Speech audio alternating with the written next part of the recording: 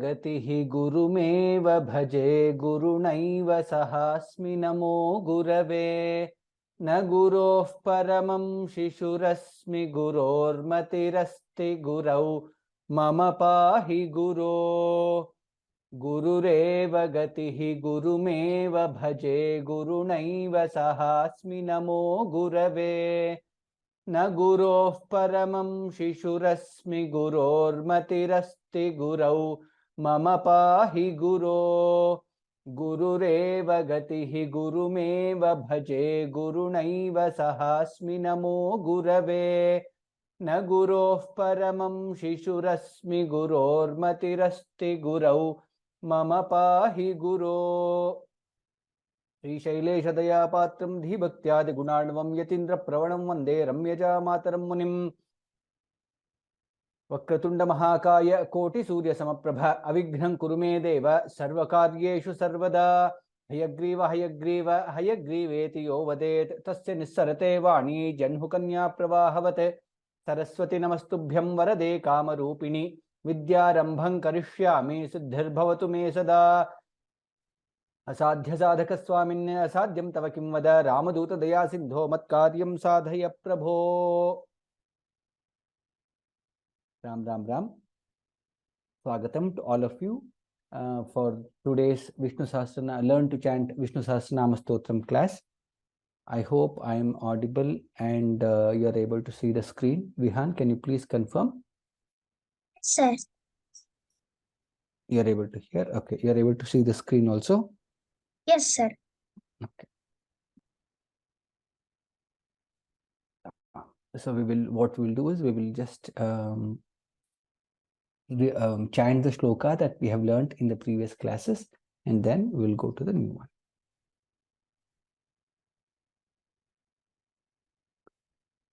Shuklambaradharam Vishnum Shashivarnam Chaturbhujam Prasannavadanam Dhyayet Sarva Vighnopashantaye Narayanan Namaskritya Naranchaiva Narottamam Devim Saraswatim Vyasam Tato Jayamudirayet Vyasam Vasishthanaptaram Shakteh Pautramakalmasham Parasharatmajam Vande Sukatatantaponidhim Vyasaya Vishnurupaya Vyasarupaya Vishnave Namo Vai Brahmanidhaye Vasishthaya Namo Namaha Avikaraya Shuddhaya Nityaya Paramatmane Sadaikarupa Rupaya Vishnave Sarvajishnave Yasya Smarana Matrena Janma Samsara Bandhanat Vimuchyate Namastasmai Vishnave Prabha Vishnave Om Namo Vishnave Prabha Vishnave Shri Vaishampayana Uvacha Shrutva Dharmana Sheshena Pavanani Cha Sarvashah Yudhishthirashantanavam Punarevabhyabhashata Shri Yudhishthira Uvacha Kime Kandaiva Talloke Kim Vapyekam Parayanam Stuvantah Kankamarchantah Prapnuyurmanavashubham Ko dharmas sarvadharmanam Bhavatah paramo matah Kinjapanmuchyate jamtuhu Janma samsara bandhanat Shri Bhishma Uvacha Jagat Prabhundeva Devam Anantam Purushottamam Stuvannama Sahasrena Purushas Satatotthitah Tameva Charchayan नित्यं भक्त्या पुरुषमव्ययं ध्यायन् स्तुवन् नमस्यंश्च यजमानस्तमेव च अनादिनिधनं विष्णुं सर्वलोकमहेश्वरं लोकाध्यक्षं स्तुवन् नित्यं सर्वदुःखातिगो भवेत् ब्रह्मण्यं सर्वधर्मज्ञं लोकानां कीर्तिवर्धनं लोकनाथं महद्भूतं सर्वभूतभवोद्भवं येष मे सर्वधर्माणां धर्मोऽधिगतमो मतः यद्भक्त्या पुण्डरीकाक्षं स्तवैरर्चेन्नरः सदा परमयो महत्तेजः परमयो महत्तपः परमयो महद्ब्रह्म परमय्यः परायणम्. Yes, we had learnt till here. We'll learn from the 16th shloka now.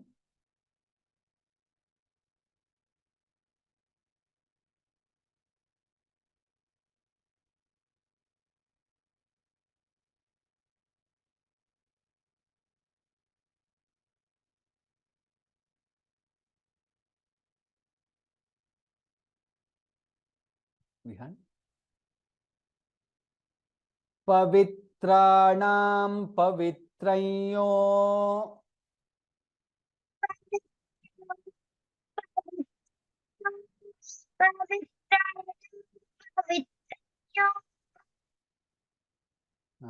सम्यक् न श्रूयते Vihaan. Not sure if others are able to hear. I will repeat once again. You can repeat. पवित्राणां पवित्रयो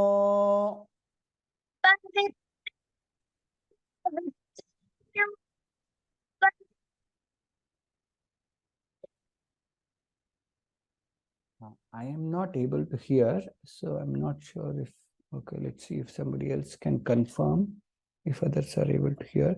If somebody can write on the chat box if you're able to hear Vihan.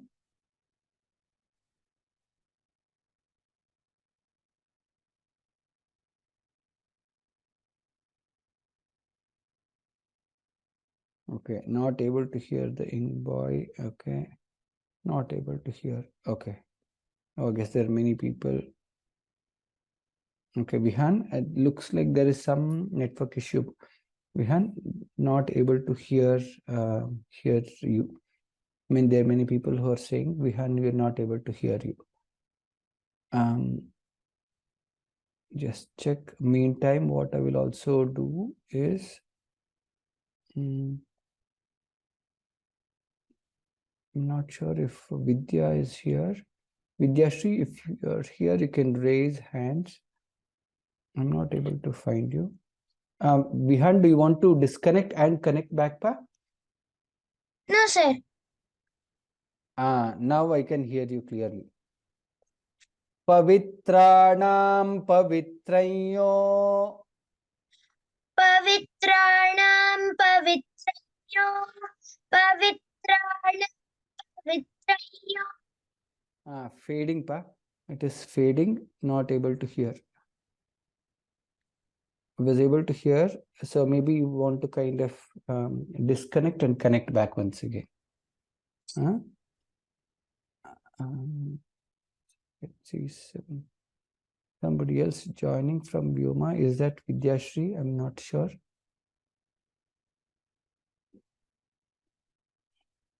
Sorry for the technical glitch. I'm not sure why we are not able to hear Vihan properly.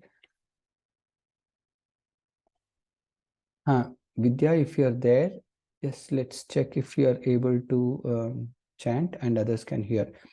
You can repeat, Vidya.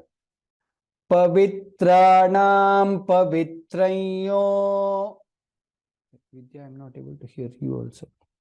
If you are saying, or maybe, I don't know if you're on mute. I'm not able to hear you. Vihan, let's try now. Good. Okay, sir. Now it is better. Looks like Pavitranam pavitrayo.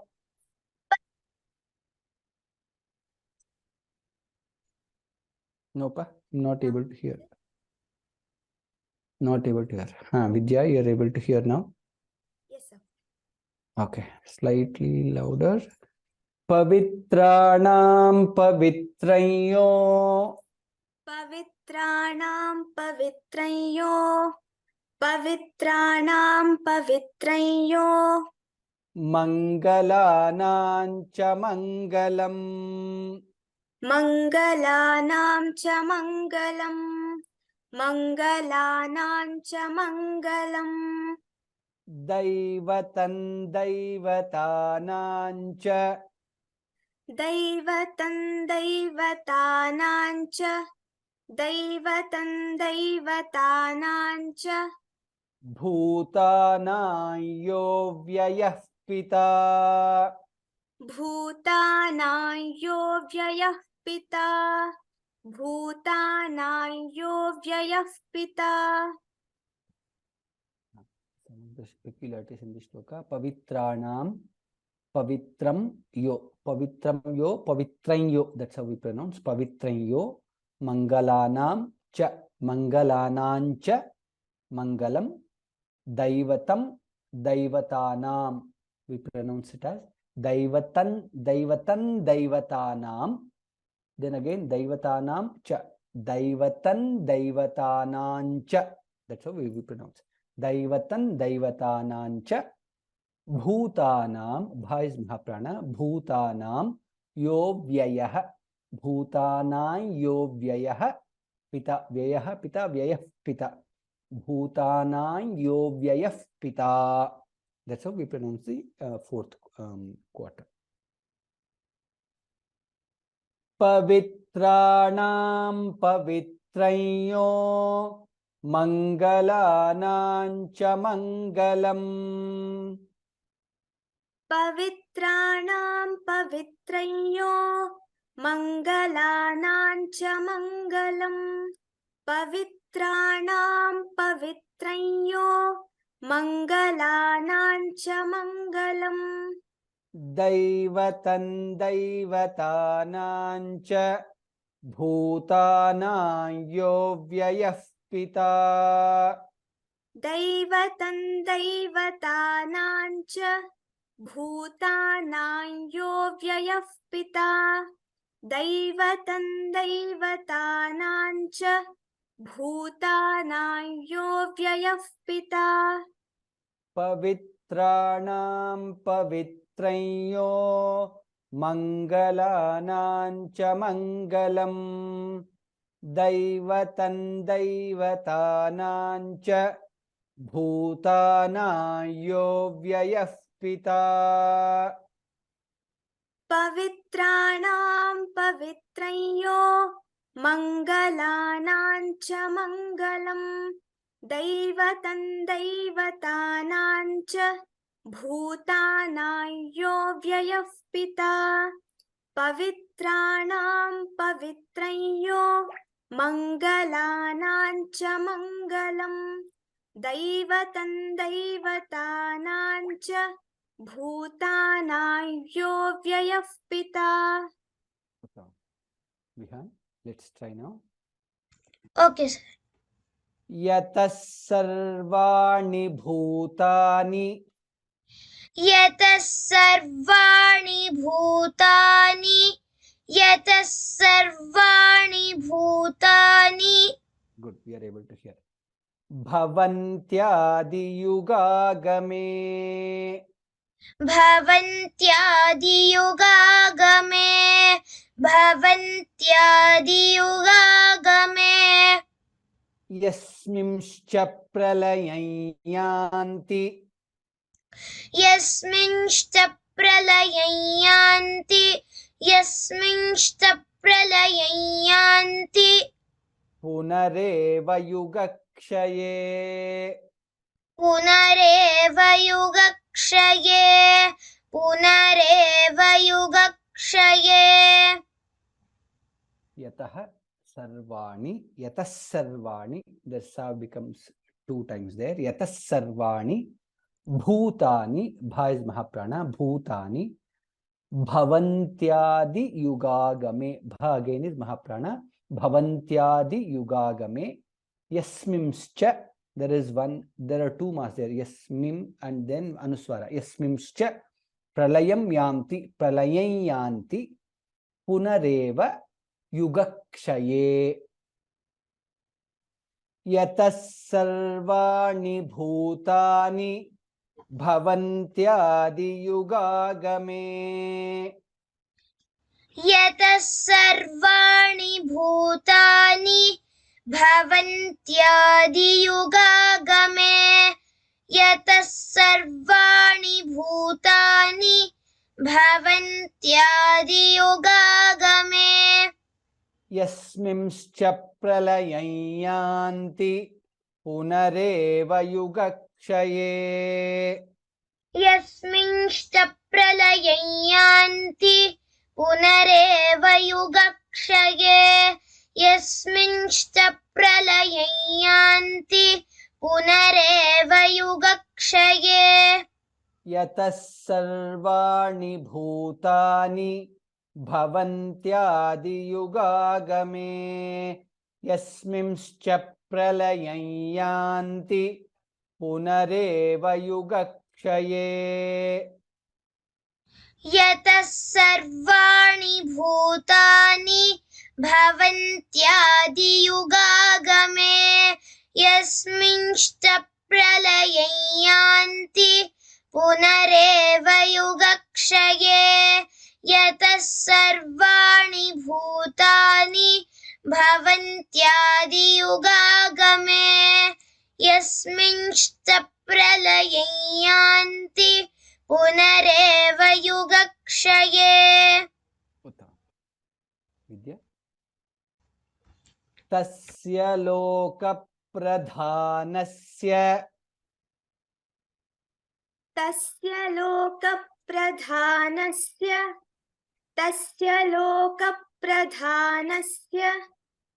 जगन्नाथस्य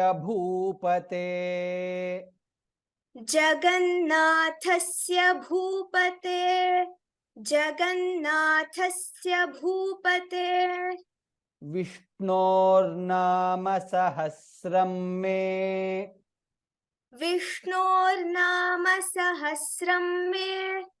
विष्णोर्नाम सहस्रं मे शृणु पापभयापहम्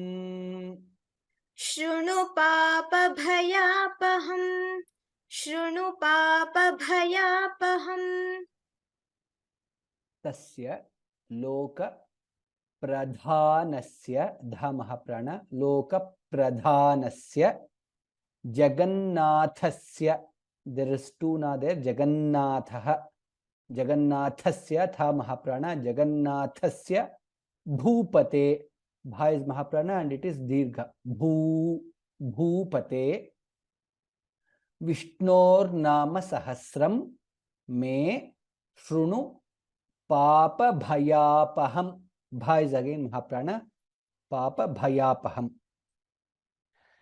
तस्य लोक प्रधानस्य जगन्नाथस्य भूपते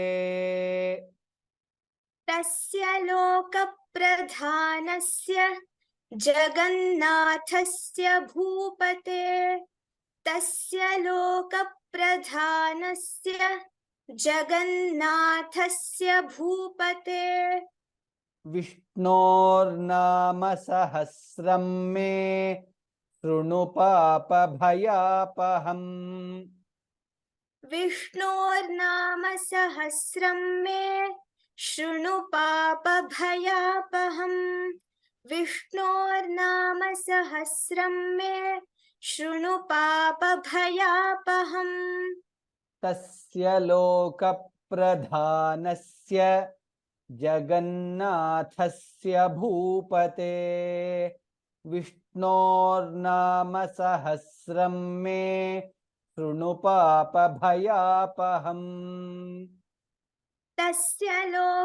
लोकप्रधानस्य जगन्नाथस्य भूपते विष्णोर्नाम सहस्रं मे शृणु पापभयापहम् तस्य लोकप्रधानस्य जगन्नाथस्य भूपते विष्णोर्नाम सहस्रं मे शृणु पापभयापहम्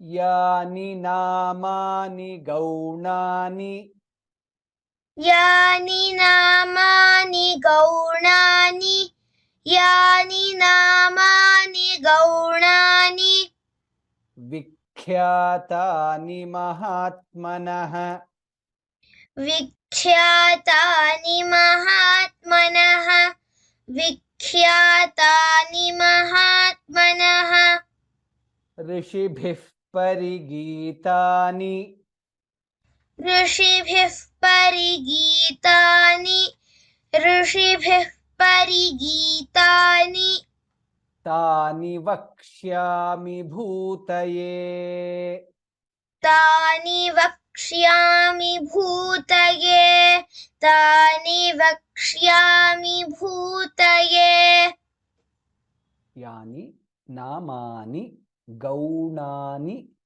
विख्यातानि kha is mahaprana there, it is half kha विख्यातानि महात्मनः ऋषिभिः bha mahaprana there, ऋषिभिः parigītāni ऋषिभिः parigītāni, that's how it is pronounced.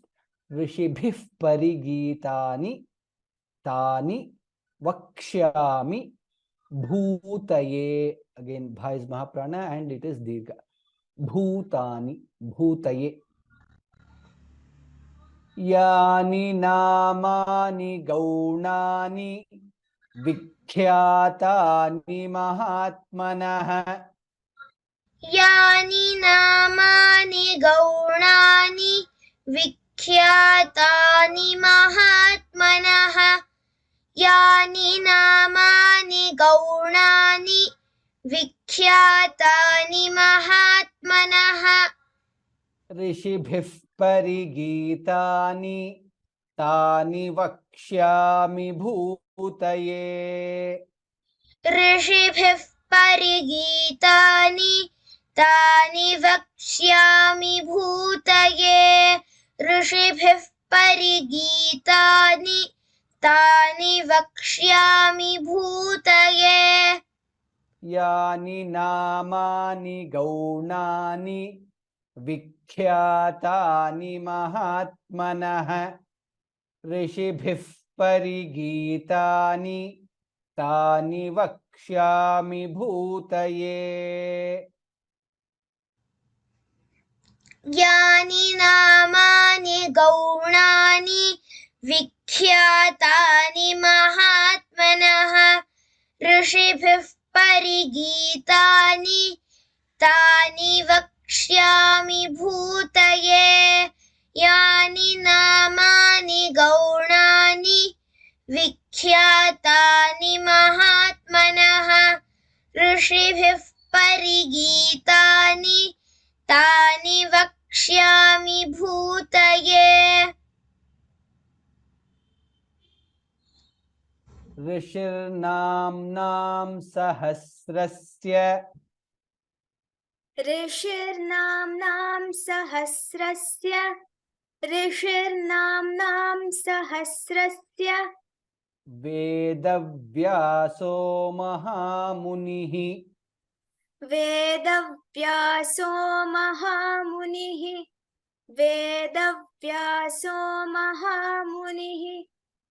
छन्दोनुष्टुप् तथा देवः छन्दोनुष्टुप् तथा देवः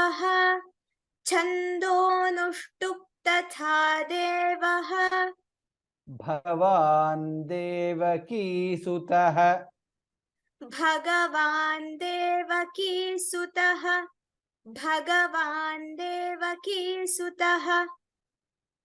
ऋषिर्नाम्नां सहस्रस्य वेदव्यासो Mahamunihi.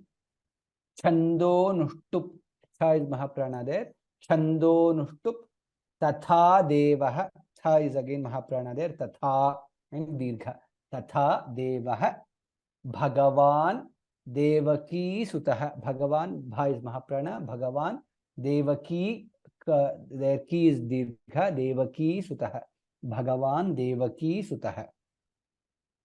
ऋषिर्नाम्नां सहस्रस्य वेदव्यासो महामुनिः ऋषिर्नाम्नां सहस्रस्य वेदव्यासो महामुनिः ऋषिर्नाम्नां सहस्रस्य वेदव्यासो महामुनिः छन्दोनुष्टुप् तथा देवः भगवान् देवकीसुतः छन्दोनुष्टुप् तथा देवः भगवान् देवकीसुतः छन्दोनुष्टुप् तथा देवः भगवान् देवकीसुतः ऋषिर्नाम्नां सहस्रस्य वेदव्यासो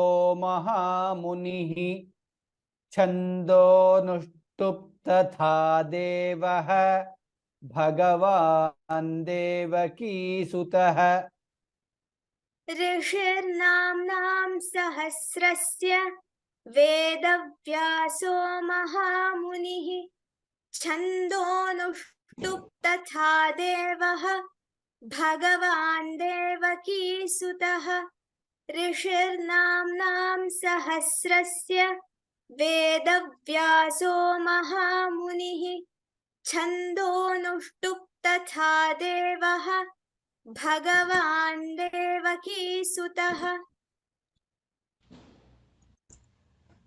अमृतांशुद्भवो बीजम् अमृतांशुद्भवो बीजम् अमृतांशुद्भवो बीजम् शक्तिर्देवकी नन्दनः शक्तिर्देवकी नन्दनः शक्तिर्देवकी नन्दनः त्रिसामा हृदयन्तस्य त्रिसामा हृदयन्तस्य त्रिसामा हृदयन्तस्य शान्त्यर्थे विनियुज्यते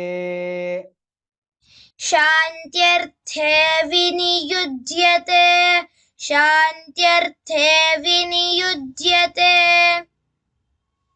अमृतांशुद्भवो bha is mahaprana there अमृतांशुद्भवो बीजं शक्तिः देवकी नन्दनः शक्तिर्देवकी नन्दनः त्रिसामा हृदयं तस्य हृदयन्तस्य that's how we pronounce हृदयन्तस्य त्रिसामा हृदयन्तस्य शान्त्यर्थे there you have to observe there is shakara sha there is hafna hafta and ya shantya shantyarthe tha is mahaprana shantyarthe all the letters has to be pronounced clearly shantyarthe viniyujyate viniyujyate half ja then ya viniyujyate अमृतांशुद्भवो बीजं शक्तिर्देवकी नन्दनः अमृतांशुद्भवो बीजम् शक्तिर्देवकी नन्दनः अमृतांशुद्भवो बीजम् शक्तिर्देवकी नन्दनः त्रिसामा हृदयन्तस्य शान्त्यर्थे विनियुज्यते त्रिसामा हृदयन्तस्य शान्त्यर्थे विनियुज्यते त्रिसामा हृदयन्तस्य शान्त्यर्थे विनियुज्यते अमृतांशुद्भवो बीजं शक्तिर्देवकी नन्दनः त्रिसामा हृदयन्तस्य शान्त्यर्थे विनियुज्यते अमृतांशूद्भवो बीजं शक्तिर्देवकी नन्दनः त्रिसामा हृदयन्तस्य शान्त्यर्थे विनियुज्यते अमृतांशूद्भवो बीजं शक्तिर्देवकी नन्दनः त्रिसामा हृदयन्तस्य शान्त्यर्थे विनियुज्यते विष्णुं जिष्णुं महाविष्णुं विष्णुं जिष्णुं महाविष्णुं विष्णुं जिष्णुं महाविष्णुं I guess the network issue, not able to hear clearly. प्रभविष्णुं महेश्वरम् प्रभविष्णुं महेश्वरं प्रभविष्णुं महेश्वरम् अनेकरूपदैत्यान्तम् अनेकरूपदैत्यान्तम् Namami पुरुषोत्तमम् Namami पुरुषोत्तमम् Namami पुरुषोत्तमम् Vishnum Jishnum. So when we combine and pronounce Vishnun Jishnum, cha cha ja ja nya nya will come along with ja. Vishnun Jishnum, Mahavishnum, Prabha Vishnum, Bha is Mahaprana, Prabha Vishnum, Maheshwaram. Vishnun Jishnum, Mahavishnum, Prabha Vishnum, Maheshwaram, Aneka Rupa Daityantam, Namami Purushottamam. That's how it is pronounced. Vishnun Jishnum Mahavishnum Prabhavishnum Maheshwaram. विष्णुं जिष्णुं महाविष्णुं प्रभविष्णुं महेश्वरं विष्णुं जिष्णुं महाविष्णुं प्रभविष्णुं महेश्वरम् अनेकरूपदैत्यांतं नमामि पुरुषोत्तमम्. अनेकरूपदैत्यान्तं नमामि पुरुषोत्तमम् अनेकरूपदैत्यान्तं नमामि पुरुषोत्तमम् विष्णुं जिष्णुं महाविष्णुं प्रभविष्णुं महेश्वरम् अनेकरूपदैत्यांतं नमामि पुरुषोत्तमम्. विष्णुं जिष्णुं महाविष्णुं प्रभविष्णुं महेश्वरम् अनेकरूपदैत्यान्तं नमामि पुरुषोत्तमम् विष्णुं जिष्णुं महाविष्णुं प्रभविष्णुं महेश्वरम् अनेकरूपदैत्यान्तं नमामि पुरुषोत्तमम् ओम अस्य श्री विष्णोर्दिव्य सहस्रनाम स्तोत्र महामन्त्रस्य ॐ अस्य श्री विष्णोर्दिव्य सहस्रनाम स्तोत्र महामन्त्रस्य ॐ अस्य श्री विष्णोर्दिव्य सहस्रनाम स्तोत्र महामन्त्रस्य श्री वेदव्यासो भगवान् ऋषिः श्री वेदव्यासो भगवान् ऋषिः श्री वेदव्यासो भगवान् ऋषिः अनुष्टुप् छन्दः अनुष्टुप् छन्दः अनुष्टुप् छन्दः छन्दः Shri Mahavishnuh Paramatma Srimannarayano Devata. श्रीमहाविष्णुः परमात्मा श्रीमन्नारायणो देवता श्रीमहाविष्णुः परमात्मा श्रीमन्नारायणो देवता. In the first line, it is one single word. You have to pronounce together. Om Asya Shri Vishnor Divya Sahasranama Stotra Mahamantrasya. It is one single word. As much as possible, try to tell it in one breath. Shri Vishnor Divya Sahasranama Stotra Mahamantrasya. If you are not able to, Shri Vishnu Divya Sahasranama Stotra Mahamantrasya. You can take a break after Sahasranama Stotra Mahamantrasya. As far as possible, do not break there. Only if you are not able to, I know there are elderly people, if you are not able to, you can take it. Oh, Shri Vishnu Divya Sahasranama Stotra Mahamantrasya. Otherwise, Shri Vishnu Divya Sahasranama Stotra Mahamantrasya. That is the ideal way of pronouncing. Shri Vedavyaso Bhagavan Rishihi. Bha is Mahaprana. Bhagavan Rishihi. Anushtup Chandaha. Cha is Mahaprana again. Anushtup Chandaha. Shri Mahavishnuhu Paramatma. Shri Mahavishnu Paramatma. Pakara comes there. Mahavishnu Paramatma. Shriman Narayano Devata. Shriman Narayano. There is two nas there.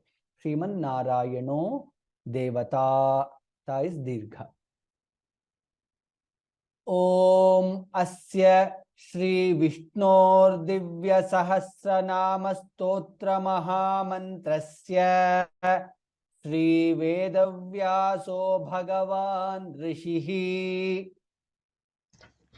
Om Asya Shri Vishnor Divya Sahasranama Stotra Mahamantrasya Shri Vedavyaso Bhagavan Rishihi. Om Asya Shri Vishnor Divya Sahasranama Stotra Mahamantrasya Shri Vedavyaso Bhagavan Rishihi. Anushtup Chandaha Shri Mahavishnuh Paramatma Srimannarayano Devata. Anushtup Chandaha Shri Mahavishnuh Paramatma Srimannarayano Devata. Anushtup Chandaha Shri Mahavishnuh Paramatma Srimannarayano Devata. Om Asya Shri Vishnor Divya Sahasranama Stotra Mahamantrasya Shri Vedavyaso Bhagavan Rishihi. Anushtup Chandaha Shri Mahavishnuh Paramatma Srimannarayano Devata.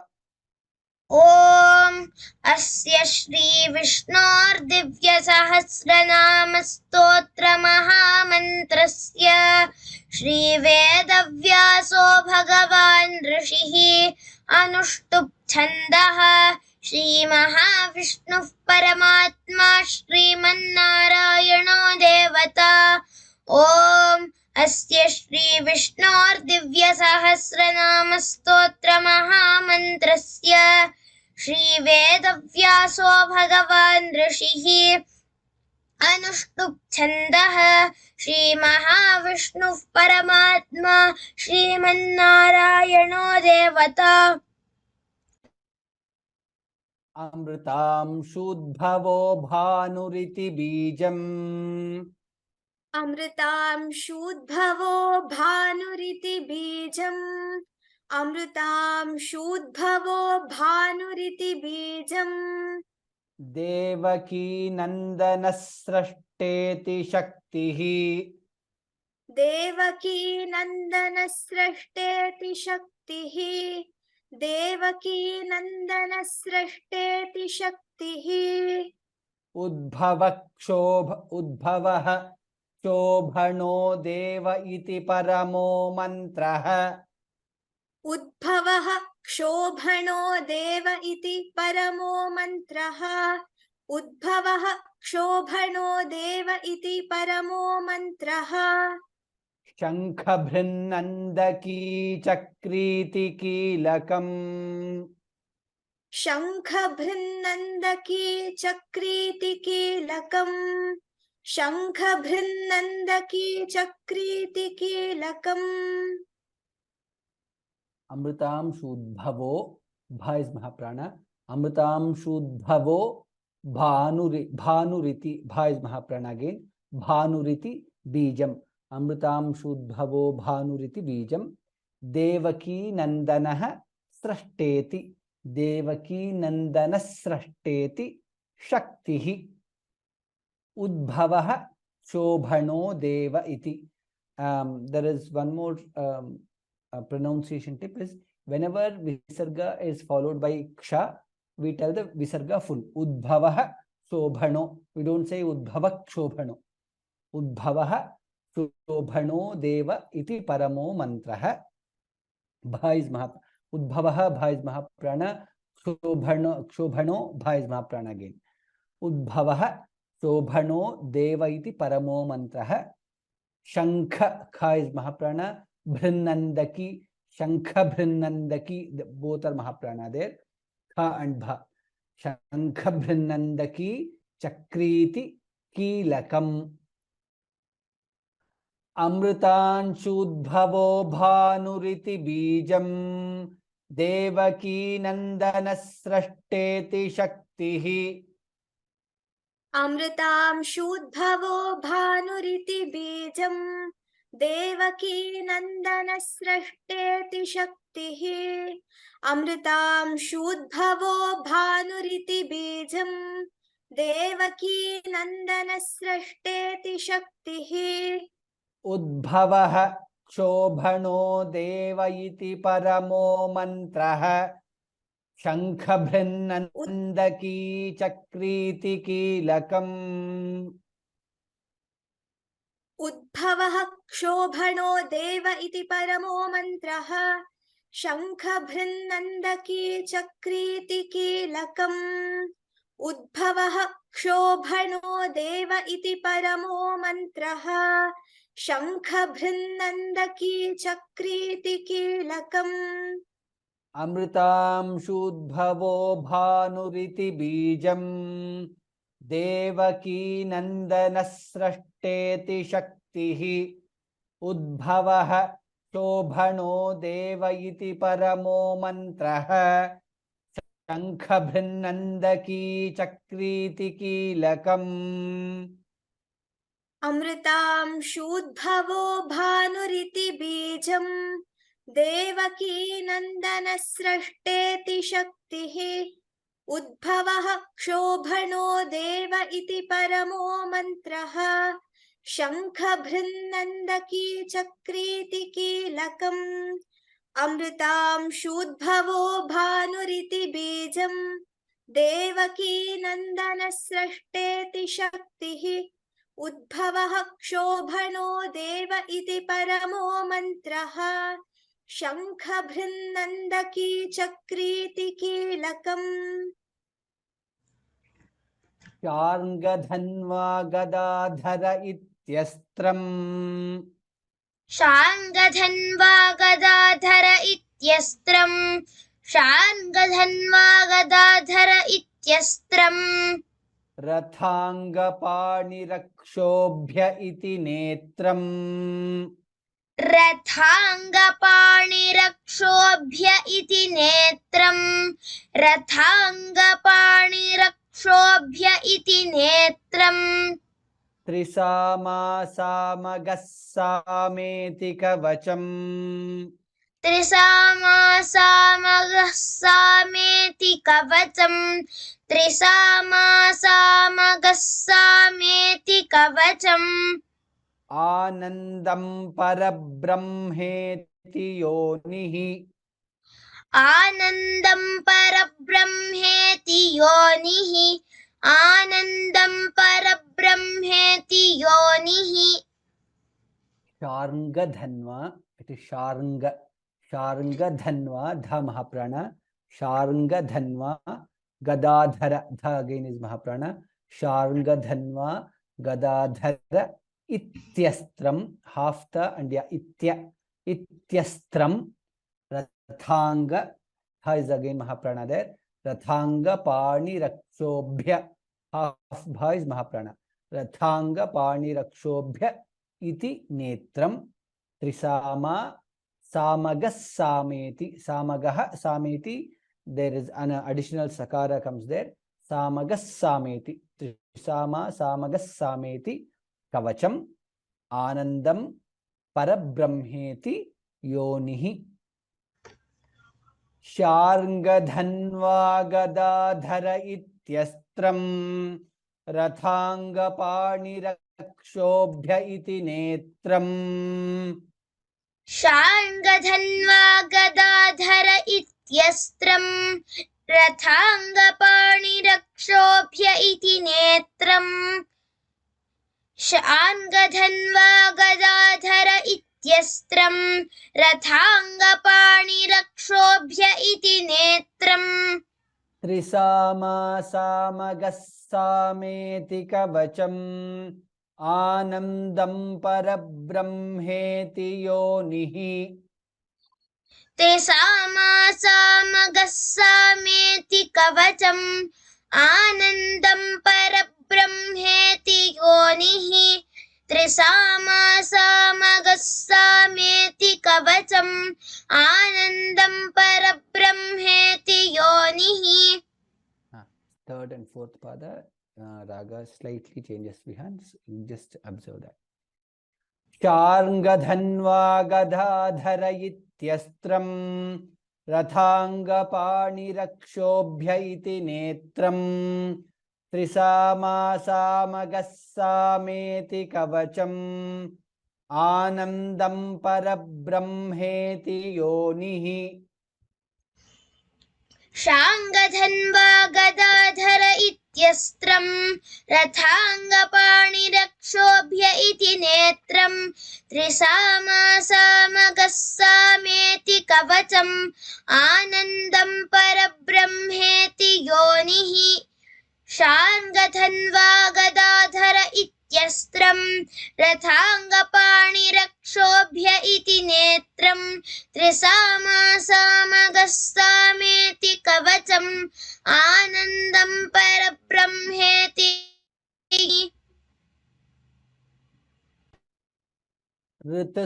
ऋतुः सुदर्शनः काल इति दिग्बन्धः ऋतुः सुदर्शनः काल इति दिग्बन्धः ऋतुः सुदर्शनः काल इति दिग्बन्धः श्री विश्वरूप इति ध्यानम्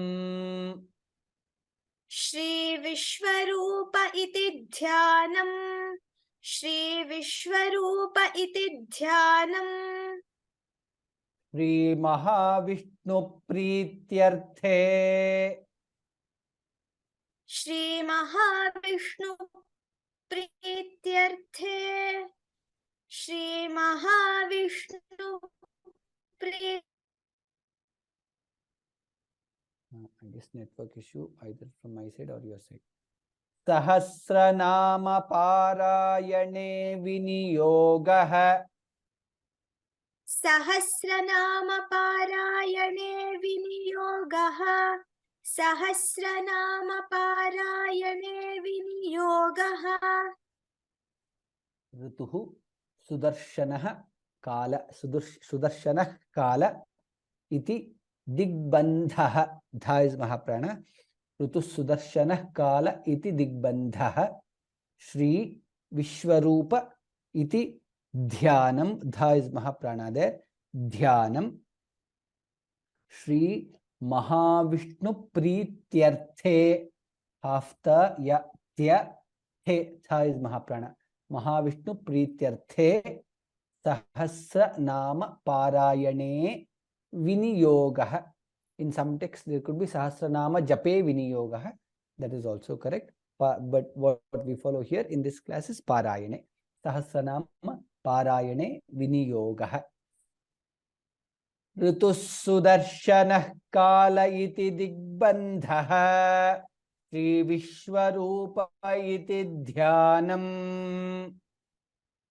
ऋतुः सुदर्शनः काल इति दिग्बन्धः श्रीविश्वरूप इति ध्यानम्. ऋतुः सुदर्शनः काल इति दिग्बन्धः श्रीविश्वरूप इति ध्यानम्. श्री महाविष्णु प्रीत्यर्थे सहस्रनाम पारायणे विनियोगः. श्री महाविष्णु प्रीत्यर्थे सहस्रनाम पारायणे विनियोगः. श्री महाविष्णु प्रीत्यर्थे सहस्रनाम पारायणे विनियोगः.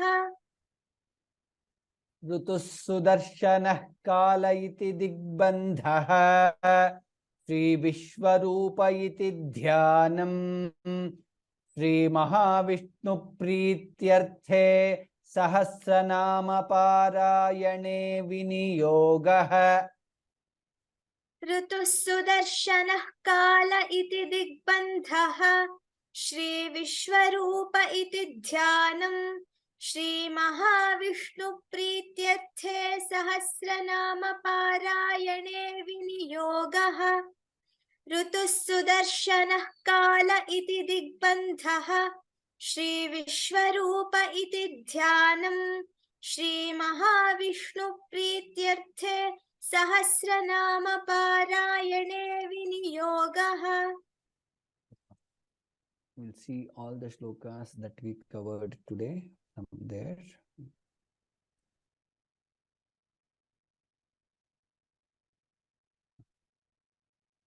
Pavitranam pavitranyo mangalanam cha mangalam daivatan daivatanam cha bhutanam yo vyayah pita यतः सर्वाणि भूतानि भवन्त्यादियुगागमे यस्मिंश्च प्रलयं यान्ति पुनरेव युगक्षये तस्य लोकप्रधानस्य जगन्नाथस्य भूपते विष्णोर्नाम सहस्रं मे शृणु पापभयापहम् यानि नामानि गौणानि विख्यातानि महात्मनः ऋषिभिः परिगीतानि तानि वक्ष्यामि भूतये ऋषिर्नाम्नां सहस्रस्य वेदव्यासो महामुनिः छन्दोनुष्टुप् तथा देवः भगवान् देवकीसुतः अमृतांशूद्भवो बीजं शक्तिर्देवकी नन्दनः त्रिसामाहृदयन्तस्य शान्त्यर्थे विनियुज्यते विष्णुं जिष्णुं महाविष्णुं प्रभविष्णुं महेश्वरम् अनेकरूपदैत्यान्तं नमामि पुरुषोत्तमम् ॐ अस्य श्री विष्णोर्दिव्यसहस्रनाम स्तोत्रमहामन्त्रस्य श्रीवेदव्यासो भगवान् ऋषिः अनुष्टुप् छन्दः श्री महाविष्णुः परमात्मा श्रीमन्नारायणो देवता अमृतांशूद्भवो भानुरिति बीजम्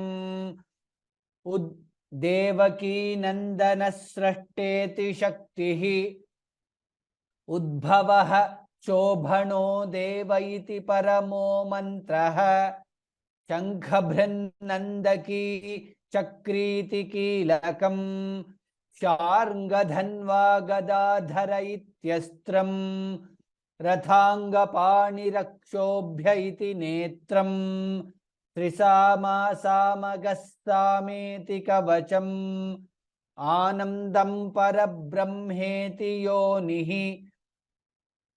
ऋतुः सुदर्शनः काल इति दिग्बन्धः श्रीविश्वरूप इति ध्यानम् श्रीमहाविष्णुप्रीत्यर्थे सहस्रनामपारायणे विनियोगः. Okay, with new shlokas, we'll stop there. We might not have the time for you to kind of practice the shlokas today. Maybe we'll do that in the next week, or once we complete the next 4 shlokas, which is the dhyana shlokas, then we can do once for all. Let me just briefly go over the questions and see if there are any. Seems internet issue, those things we added there. Not able to hear, breaking, not able to hear. Hope you were able to hear the panelist after the first few minutes. So that was the most of this one. I'm not able to hear. Now we can hear. Okay. Book, but my version is not same as the shlokas we learned till now. The first verse in my book is Vishwam Vishnu. Okay. So I'm reading this question. I have Vishnu Sahasranama book, but my version is not same as the shlokas we learned till now. The first verse in my book is Om Vishwam Vishnurva Shatkaro. Okay, yes.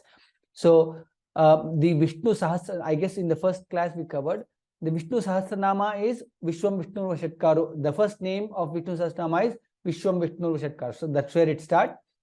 And Vanamali Gadisharmi. What we are now learning is the Dhyana shlokas for Vishnu Sahasranama. So if you have in the text, so there is a text which is available in the course page of this. You can download all these script also from the course page. Still disturbance. Okay, turning off. Can't hear. Unsure. Okay, is it Shunu or Saranu? Because English is given Saranu. Okay, English follow. There are, so if you look at here, there are dots there. You should be able to kind of clearly read along with that. It is Shunu. Shunu Papa Bhayapaham. Shunu. SRU. Shunu Papa Bhayapaham. Similarly, it is Rutuhu, like that it is. It is Shunu Papa Bhayapaham. Audio not clear. Devaki Nandanaha. Devaki Nandanaha. Itah Purvam Devaki Sutaha Asit. Devaki Nanda, if you are referring to Devaki Nandanaha, Devaki Nandana Srashteti Shaktihi. Devaki Sutaha. I'm not sure what you're referring to. I guess everywhere it is Devaki Nandana Srashteti Shaktihi. Devaki Sutaha. I'm not sure where it was, in which text. Here, everywhere it is Devaki Nandanaha. Devaki Nandana Srashteti Shaktihi. Udbhavaha. Here. Devaki Nandana Srashteti Shaktihi. This is what we have been learning. So we will follow the same here. Devaki Nandana Srashteti Shaktihi. Written Devaki Nandanaha and another time as Devaki. And here in some other place it is Devaki Sutaha. That is what if you are referring to. Not sure. So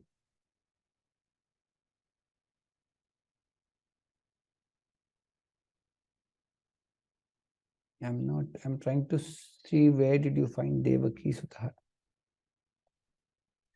But however, Devaki Nandana, Devaki Sutta, both are means the same. So in some place it could be Devaki Nandana and in some place it could be Devaki Sutaha. Both are correct. Whatever is in the text, we will follow the same. Shloka, once it is written as Devaki Nandana and another time as Devaki Sutaha. Yeah, it is both are correct. Based on the text, it is in some place it could be Nandana, Devaki Nandana, and it could be Devaki Sutaha. That's correct too. Can you go over the previous shlokas once more when the shlokas is completed? I guess we did shlokas is complicated. Could Vihan go slower? Okay, I saw that. So hopefully we are able to follow when I chanted it slowly.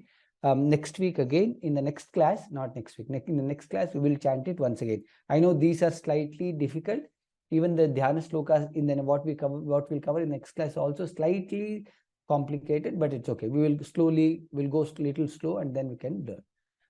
Sir, we will not recite today. Yeah, maybe yes, we will not have time to recite today because we're already 8. I'm not able to find these shlokas in my book of Vishnu Sahasranama. Yeah, you can download the text from the course page of this course, so you can see that. Could see the 4th line on this. Couldn't see. Okay. I'll try to kind of time it, space it slightly so that you will be able to see 2 different Devaki. Yes, both of you, many of you have find it. In one place Devaki, and here in the other place it is Devaki. It is correct. That's how it needs to be pronounced. It is right. Anyoham could not see. Pronounce M and M and N. So for people who have missed the first class where we covered the pronunciation tips, please go back. My suggestion is go to the recording of shloka for the first class. There we have done the pronunciation tips. So there we'll be able to do it. If you keep repeating the tips all the time, we'll not be able to cover the most shlokas. So my request is go to class 1. The recording is uploaded on the course page. Please go through the recording. You'll be able to get the differences. Not able to see, access the recordings of the previous classes. Kindly help.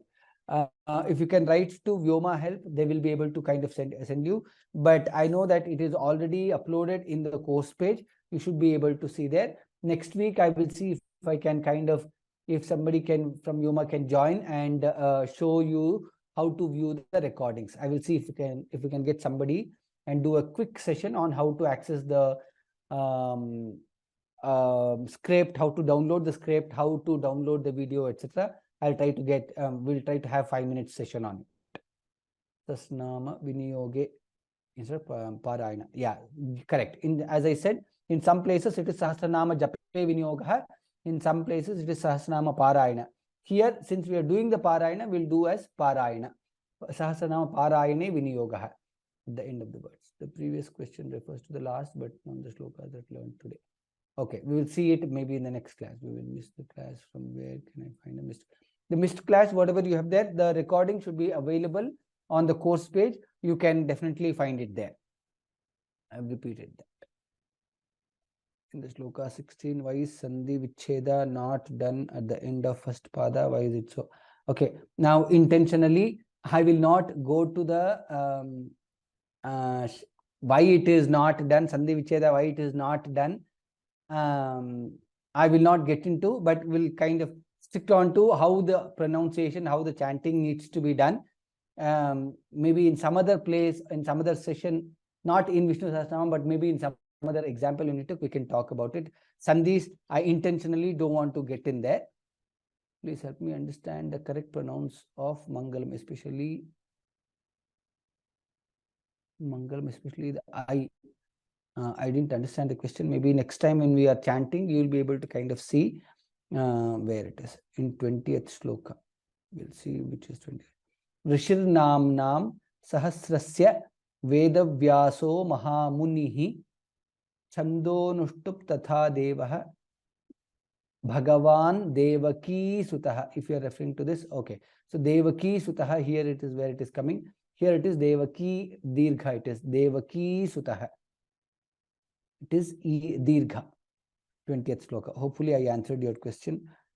In Devaki Nandanaha, once it is written as Devaki Nandanaha, correct. It is Devaki Nandanaha, correct. That is also correct. Devaki Nandanaha, it is here, but here it is Devaki Sutaha. That is also correct.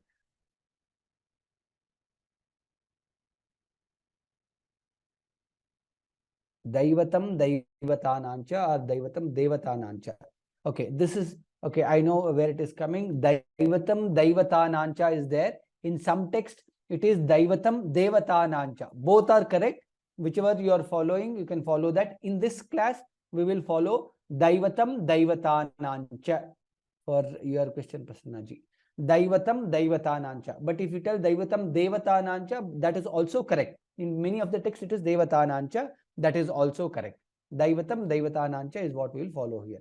Devaki Sutta in Shloka 20. I guess we covered Devaki Nandanaha. That's correct. Okay. Hope we have answered most of the questions. I repeat it once again. Intentionally, I am not going through why the Sandhi or why the split is there. intentionally we're not going there, because that itself will be an ocean again. We don't want to get diverted from the normal chanting class. So we'll focus only on how it needs to be chanted. So however we are doing, even if for this time in this class, if needs to be blindly followed, blindly follow. Where there are many other sessions where sandhi is done, how the sandhi vichedana is done, how the pronunciation that needs to be there, it is there on Vyoma different courses. You can cover those things, and then you will be able to appreciate. But we will intentionally not cover the grammatical peculiarities of how the vichedana, sandhi vichedana is done, or how the pada vicheda is done. We will not get into that. With that, we'll stop here. I know we are slightly over the time today. We'll try to keep it within the time from next week. Sarve bhavantu sukhinah, sarve santu niramayah, sarve bhadrani pashyantu, ma kaschit dukkha bhag bhavet. Ram Ram Ram. Dhanyavadaha. We will see in the